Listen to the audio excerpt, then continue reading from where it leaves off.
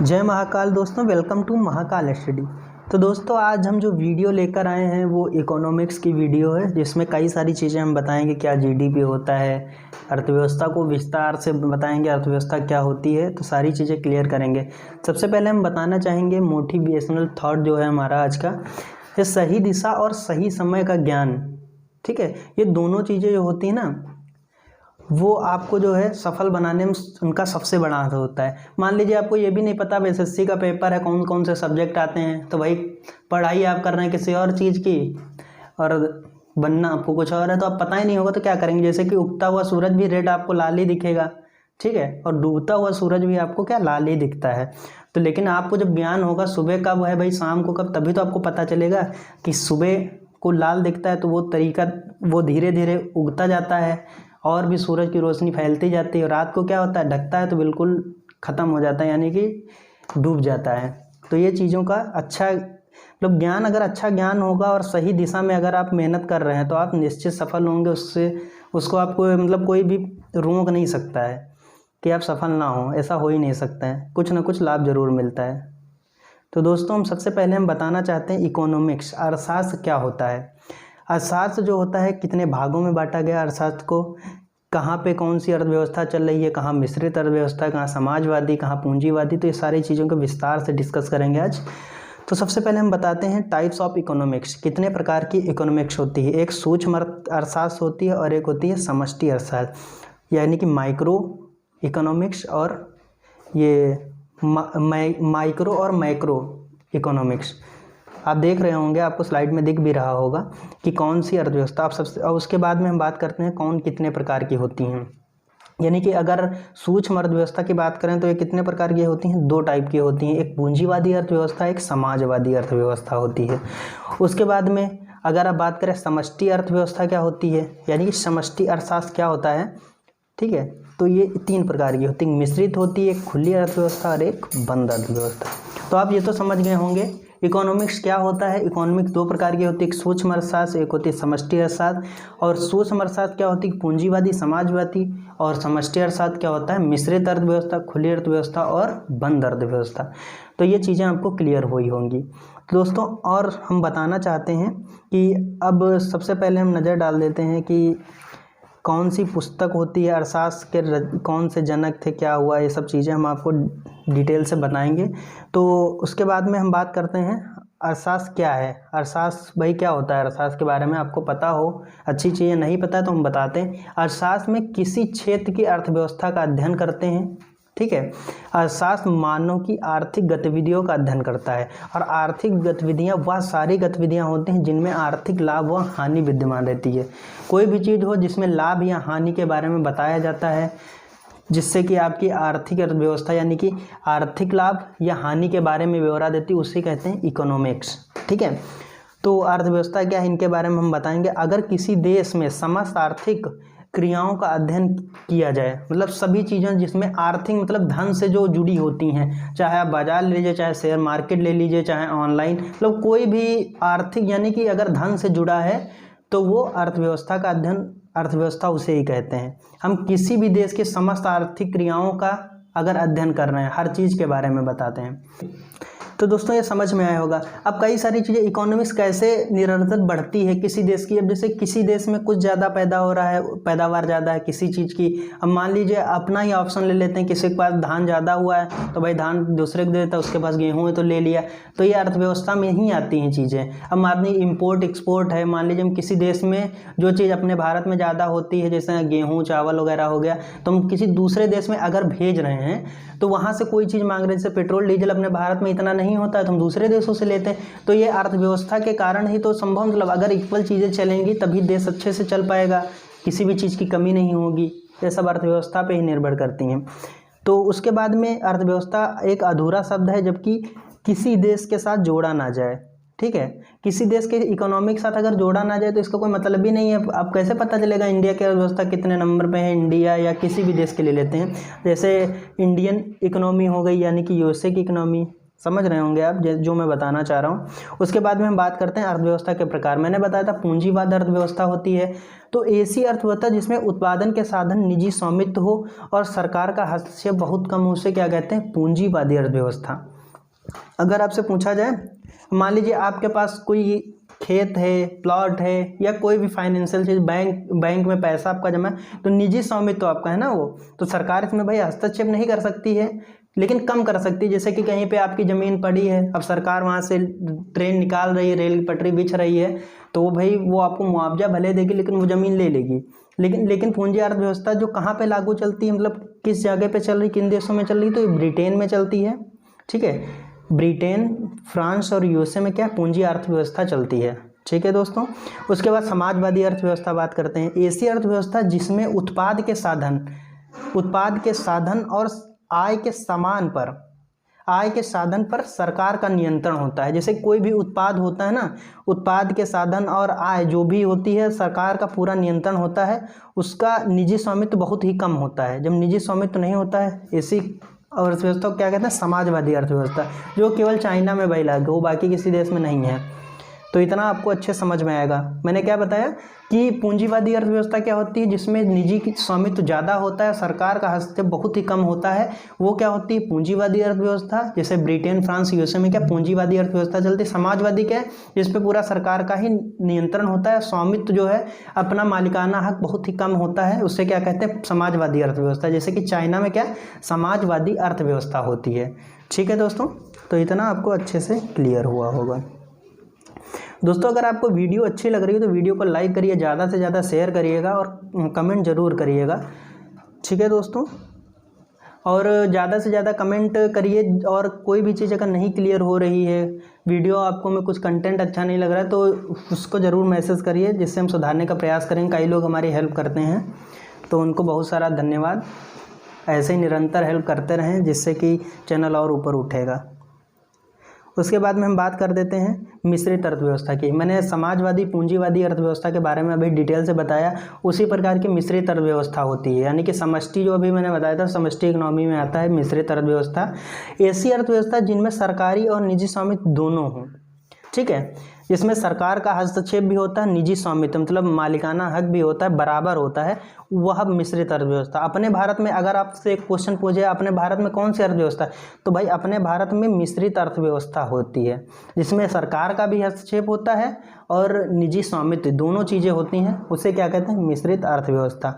उसके बाद में हम बात कर लेते हैं, ये क्या कहते हैं? खुली अर्थव्यवस्था की। खुली अर्थव्यवस्था का मतलब आप समझते हैं, ऐसी अर्थव्यवस्था जहां आयात निर्यात बड़ी मात्रा में होता है और वह आयात निर्यात सरकार के हस्तक्षेप बहुत कम हो, उसे खुली अर्थव्यवस्था कहते हैं। यानी कि आयात, जैसे कोई चीज़ इंपोर्ट हो रही, एक्सपोर्ट हो रही है किसी भी देश में, तो उसमें स्वामित्व ज़्यादा होना चाहिए और सरकार का जो है हस्तक्षेप कम होता है, उसे कहते हैं खुली अर्थव्यवस्था। जैसे सिंगापुर और यूएसए में क्या खुली अर्थव्यवस्था चलती है। ठीक है, तो एग्जाम्पल के तौर पर 7 देशों में अलग अलग अर्थव्यवस्था होती है, तो ये आपको क्लियर हुआ होगा। उसके बाद में हम बात कर लेते हैं सूक्ष्म अर्थव्यवस्था और समष्टि इकोनॉमी। अभी मैंने बताया था, तो क्या होता है सूक्ष्म अर्थव्यवस्था, क्या होता है समष्टि अर्थव्यवस्था, तो इसके बारे में बताएंगे। माइक्रो इकोनॉमिक्स जो होती है, माइक्रो इकोनॉमिक्स में हम किसी छोटे क्षेत्र के अर्थव्यवस्था का अध्ययन करते हैं। किसी कंपनी या परिवार, मान लीजिए एक फैमिली है, अब कहते हैं भाई हमारी 20,000 सैलरी, 10,000 सैलरी, 5,000, उसको मिला के हम अर्थव्यवस्था को बताते हैं कि यहाँ पे इतना खर्च करना है या कैसे खर्च करना है, सब पूरा बनाते हैं, मतलब बायोडाटा कि कितना किस पे खर्चा हुआ, तो ये अर्थव्यवस्था के अंतर्गत तो आता है। तो मतलब कंपनी या परिवार आप समझ लीजिए, उसकी अगर उसके बारे में अध्ययन करती है, अध्ययन होता है, तो कौन सी अर्थव्यवस्था हो गई? ये अध्ययन। अर्थव्यवस्था भी चल रहा है भाई, अगर आपके घर की स्थिति नहीं सही है, तो मान लीजिए आपके घर की अर्थव्यवस्था जो है डाउन है, ये ऐसे समझिए आप। उसके बाद मैक्रो इकोनॉमिक्स यानी कि समष्टि अर्थव्यवस्था है। समष्टि अर्थव्यवस्था के मतलब ये होता है कि हम जिसमें बड़े क्षेत्र का अध्ययन करते हैं, जैसे राज्य किसी देश का पूरा निकाल दे जीडीपी, तो मतलब पूरे हर देश की मतलब जितनी भी गतिविधियां हो रही हैं आर्थिक रूप से, उनके सारी चीज़ों का अध्ययन करते हैं, वो क्या होता है? मैक्रो इकोनॉमिक्स यानी कि समष्टि अर्थशास्त्र होती है। तो यह आपको अच्छे से क्लियर हुआ होगा क्या होता है समष्टि और क्या होता है माइक्रो यानी कि सूक्ष्म। इतना आपको क्लियर हुआ होगा। उसके बाद में हमने खुली अर्थव्यवस्था के बारे में बताया था, क्या बताया था, जहाँ खुली अर्थव्यवस्था के बारे में अभी बताया था कि खुली अर्थव्यवस्था वो अर्थव्यवस्था होती है जिसमें आयात और निर्यात बड़ी मात्रा में होता है लेकिन सरकार का हस्तक्षेप कम होता है, निजी स्वामित्व ज़्यादा होता है। तो समझ रहे होंगे कि क्या होती है खुली अर्थव्यवस्था, ठीक है। उसके बाद में बंद अर्थव्यवस्था की बात करेंगे। ऐसी अर्थव्यवस्था जहां आयात निर्यात पर पूरा जो सरकारी हस्तक्षेप बड़ी मात्रा में होता है, यानी कि सरकारी हस्तक्षेप अगर बड़ी मात्रा में होता है उसे क्या कहते हैं, बंद अर्थव्यवस्था। यानी कि ये कहाँ पे लागू होती है, नॉर्थ कोरिया में। नॉर्थ कोरिया के बारे में भाई जानते होंगे सभी लोग, वहाँ पे राज चलता है, ठीक है। इतना आपको अच्छे से क्लियर हुआ होगा। उसके बाद में हम बात करेंगे उसके बाद में फादर ऑफ माइक्रो इकोनॉमिक्स, यानी कि फादर ऑफ इकोनॉमिक्स के जनक कौन हैं, तो अल्फ्रेड मार्शल जो है क्या है, माइक्रो इकोनॉमिक्स के जनक हैं। और माइक्रो और मैक्रो यानी कि सूक्ष्म और समष्टि मैंने बताया था, तो माइक्रो इकोनॉमिक्स जो है जेएम कीन्स हैं, ठीक है। इतना आपको क्लियर हुआ होगा। और फादर ऑफ मॉडर्न इकोनॉमिक्स, ठीक है, यानी कि मॉडर्न इकोनॉमिक्स के अगर जनक पूछा जाए तो एडम स्मिथ हैं। तो ये चीज़ें आती हैं एग्जाम में, कई सारे एग्जाम में पूछी भी जाती हैं। इतना आपको अच्छे से क्लियर हुआ होगा। तो दोस्तों इतना आपको अच्छे से क्लियर हुआ होगा। मैंने क्या बताया, अर्थशास्त्र की जो पुस्तकें हैं उनके लेखक कौन, उनके बारे में बताएंगे। उसके पहले हम डिस्कस कर लेते हैं जैसे जो लोग हमारी बहुत ज़्यादा हेल्प कर रहे हैं, जैसे अनुराधा और अंकिता, अनु, पूजा और बाबू रंस, कई सारे लोग हैं जो बहुत ज़्यादा हेल्प करते हैं, उनको तहे दिल से धन्यवाद। करीना, तो कई लोग हैं, मेहर हो गई और रोशनी पैथे हो गई, कई लोग हैं जो, और शिवांगी बहुत ज़्यादा हेल्प करते हैं। तो ये लोग, खुशी हो गई, मतलब कई लोग हैं जो बहुत ज़्यादा हेल्प करते हैं भाई। तो ये लोग सबसे ज़्यादा सपोर्ट करते हैं और इनसे यही निवेदन कि ज़्यादा से ज़्यादा हेल्प करें और ज़्यादा से ज़्यादा लोगों को शेयर भी करें वीडियो, ठीक है। तो दोस्तों आपको आगे बताते हैं इकोनॉमिक्स। अब अर्थशास्त्र की जो पुस्तकें उनके बारे में डिस्कस कर लेते हैं। वेल्थ ऑफ नेशन, ये किसकी मतलब पुस्तक है, तो आपको पता हो गया होगा, एडम स्मिथ की है, ठीक है। इतना क्लियर हुआ होगा। तो दोस्तों उसके बाद में कई सारी पुस्तकें हैं, उसके बारे में हम तो दोस्तों इतना आपको अच्छे से क्लियर हुआ होगा। उसके बाद प्रिंसिपल ऑफ इकोनॉमिक्स, किसकी पुस्तक है, मार्शल की है। The theory of employment, interest and money, ये किसकी पुस्तक है, जेएम कीन्स की है ये। उसके बाद में हम बात करते हैं फाउंडेशन ऑफ इकोनॉमिक्स एनालिसिस, ये किसकी पुस्तक है, सैमुलेशन, ठीक है, सैमसन की है ये। और ये दास कैपिटल किसकी है, कार्ल मार्क्स को ज़्यादातर लोग जानते होंगे।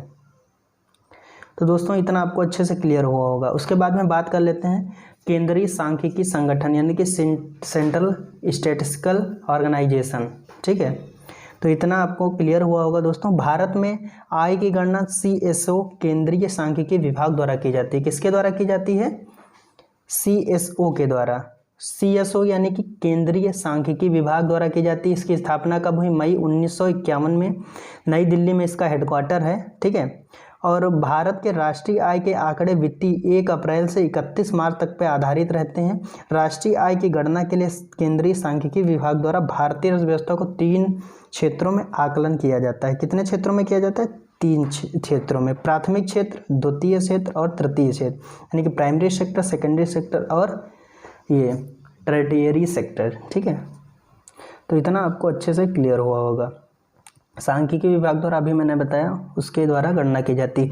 किसी भी अर्थव्यवस्था में एक वर्ष के दौरान उत्पादित अंतिम वस्तुओं तथा सेवाओं का मौद्रिक मूल्य राष्ट्रीय आय कहलाता है, ठीक है दोस्तों।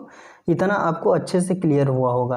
और राष्ट्रीय आय में देश के समान निवासियों द्वारा चाहे घरेलू सीमा के अंदर या विदेशों में भी उत्पादन या सेवाएं प्रदान करें तो उसको भी शामिल किया जाता है, और मध्यवर्ती वस्तुओं के मूल्य शामिल नहीं किया जाता है। तो इतना आपको क्लियर हुआ होगा। अंतिम मूल्य का मतलब आप समझ रहे होंगे भाई, किसी मूल्य में अब मान लीजिए कोई भी चीज़ होती है, ठीक है। तो इतना आपको अच्छे से क्लियर हुआ होगा दोस्तों। तो दोस्तों इतना आपको क्लियर हुआ होगा। मैंने बताया था क्षेत्र कितने होते हैं, 3 होते हैं, प्राथमिक क्षेत्र, द्वितीय क्षेत्र और तृतीय क्षेत्र। उसके बाद में हमने कई सारी चीज़ें और बता दी थी आपको कि सेवा जो होती है यानी कि राष्ट्रीय आय के बारे में मैंने बताया था कैसे क्या आय होती है। मैंने बताया था कि एक वर्ष के दौरान अंतिम वस्तुओं तथा सेवाओं का मौद्रिक मूल्य राष्ट्रीय आय कहलाता है। राष्ट्रीय आय में देश के समान निवासियों के घरेलू सीमा के अंदर या विदेशों में भी जितना भी उत्पादन होता है उसके थ्रू निकाला जाता है। मध्यवर्ती हम बताने जा रहे थे आपको, अंतिम वस्तु क्या होती है। जैसे किसी भी चीज़ को बनाते हैं, मान लीजिए बिस्किट बनाया, बिस्किट में भाई आटा मैदा जो भी लगता है, चीनी लगती है, तो भाई वो थोड़ा ना जोड़ेगा। अब मान लीजिए आप कपड़ा लेते हैं, कपड़ा लेने में ये थोड़े ना रंगाई का भाई 10 रुपये अलग दे दीजिए, पुताई वो कपड़े का 5 रुपये अलग, ऐसा नहीं बताते हैं भाई, एक बार बताते हैं 500 रुपये का है। तो मतलब अंतिम मूल्य, जो चीज़ बन के पूरी तैयार हो जाती है और उसका जो रेट है, जैसे समोसा हो या आपका, समोसा में आलू भी भरा जाता है, कहता नहीं भाई 1 रुपये आलू का दो, 1 रुपये तेल का दो, अलग अलग तो लेता नहीं आपसे, भाई बता देते 5 रुपये का समोसा है तो आपने बोला भाई 5 रुपये का एक समोसा दे दो, तो वही अंतिम मूल्य होता है। आप समझ रहे होंगे अंतिम मूल्य का मतलब।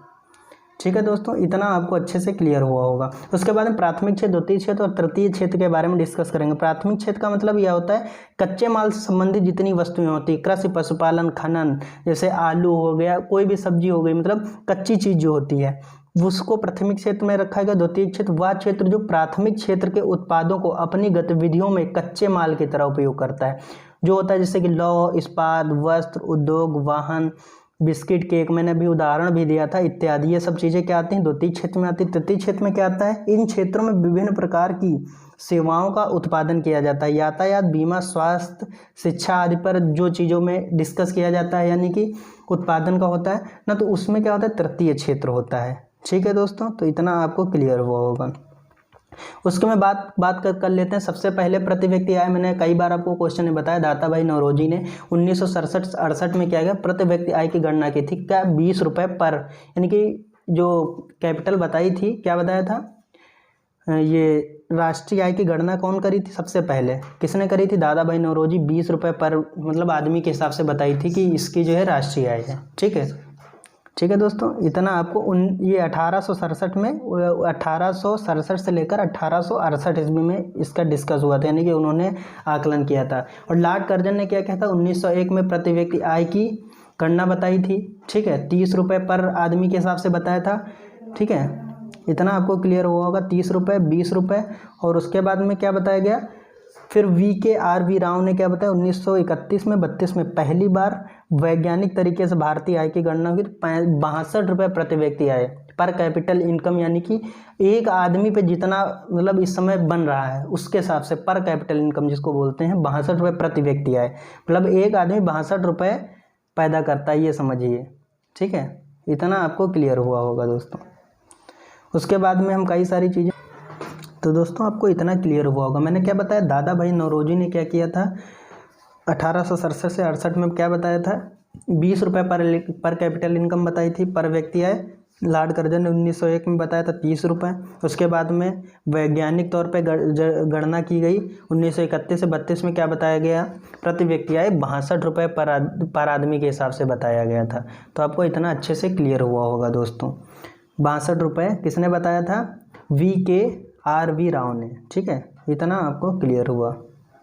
उसके बाद में बात करते हैं सकल घरेलू उत्पाद, यानी कि ग्रॉस डोमेस्टिक प्रोडक्ट, यानी कि GDP का क्या मतलब होता है, कैसे GDP निकालते हैं, ये सब चीज़ें हम बताएंगे।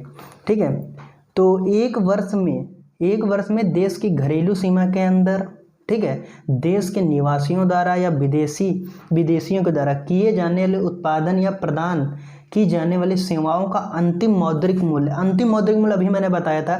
कोई चीज़ बनाते हैं, बिस्किट, नमकीन, जो भी, तो उसमें ये थोड़ी ना कहेंगे तेल इतना लगा, इसका पैसा अलग दीजिए, वो नहीं होता है। एक चीज़ का मतलब एक निश्चित मूल्य होता है, MRP होता है, वो होता है, उसी को कहते हैं अंतिम मूल्य। तो वही समुद्री सीमा 12 नॉटिकल मील्स होती है। ठीक है, 22 किलोमीटर, और 1 नॉटिकल मील्स 1852 मीटर के बराबर होता है। और GDP ये कितने रुपए, 150 करोड़ रुपए तक की गणना होती है। तो अब उसके बाद में हम बात करेंगे किसकी बड़ी बड़ी कंपनियों की कितनी आय होती है, उसी हिसाब से GDP पर कैपिटल इनकम निकलती है। राष्ट्रीय आय की गणना कैसे होती है, चालू कीमतों पर और स्थिर कीमतों पर। फिक्स प्राइस जिसका होता है उसके करंट प्राइस के हिसाब से। पेट्रोल डीजल का भाई कोई निश्चित रूप तो है नहीं, न निश्चित मूल्य है इसका, तो उसके हिसाब से गणना कीजिए। प्रति व्यक्ति आय कैसे निकाली जाती है, राष्ट्रीय आय बटे में कुल जनसंख्या, जैसे कि कुल जितनी भी आय होगी उसके बटे में जनसंख्या रख देंगे, उसकी क्या पर कैपिटल इनकम निकल आती है। भारत के किस राज्य में सर्वाधिक प्रति व्यक्ति आय की गणना? गोवा में क्या किया गया? सर्वाधिक, जैसे कि राष्ट्रीय आय जितनी भी होती है उसको क्या करते हैं, कुल जनसंख्या से डिवाइड कर देंगे तो प्रति व्यक्ति यानी कि प्रति व्यक्ति आय निकल आती है। तो सबसे ज़्यादा किस में है, यानी कि गोवा में है।